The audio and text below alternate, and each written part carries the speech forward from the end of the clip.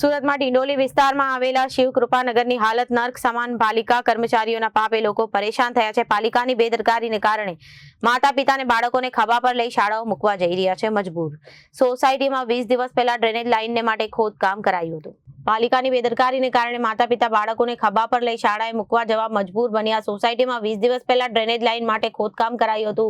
ખોદકામ બાદ રોડ નહીં બનાવતા કિચડનું સામ્રાજ્ય. અને સોસાયટીમાં 1000 જેટલા લોકો વસવાટ કરે છે. કોઈ બીમાર પડે તો હોસ્પિટલમાં લઈ જઈ શકાય તેમ નથી. એમ્બ્યુલન્સ પણ સોસાયટીમાં આવી શકે તેથી વિદ્યાર્થીઓને સ્કૂલે જવા આપવામાં ખૂબ પડી રહી છે તકલીફો. અને પોતાને ખભે ઉચકીને બાળકોને શાળાએ મૂકવા જાય છે. કામ અર્થે જતા લોકો પણ થઈ રહ્યા છે પરેશાન. જવા અને આવવા માટેનો માત્ર એક જ રસ્તો છે. मेरा नाम महक चौबे है।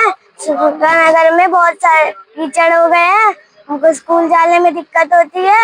हमारे पापा कंधे पे उठा के लेके आते हैं। और प्रशासन तुमसे विनती है, हमारा रोड बनवा दो। शिवकृपा नगर सोसाइटी दिनेश कुमार चौबे बोल रहा हूँ कि गटर लाइन खोदने से इतना कीचड़ हो गया है। सोसाइटी में बच्चों से कंधे से लेके जाके छोड़ना पड़ रहा है स्कूल में।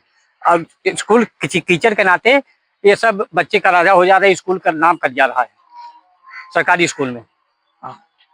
क्या क्या तकलीफ पड़ती है? कितने लोग रहते हैं यहाँ? अरे करीब 1000 लोग रहते हैं अंदर आने जाने का कितने रास्ता है? एक ही रास्ता है, 1000 लोग रहते हैं और बहुत बच्चे हैं, 500 बच्चे हैं करीब। कितना टाइम? हाँ, कितना टाइम हुआ ये रास्ता? ये रास्ता हो गया 15 दिन। हाँ, 20 दिन। पालिका क्या बोल रहे हैं? यहाँ कोई आया था? हाँ आए थे, गटर खोदे थे, गटर खोद के चले गए, रास्ता बनाए नहीं, ऐसे चले गए। बनाने कोई हाँ, आया नहीं? नहीं, अभी कोई नहीं दूसरे बनाने। भी नहीं आया। आपने किसी को रजूआत की है ऊपर? नहीं, किसी को नहीं। ब्यूरो रिपोर्ट, जनादेश न्यूज।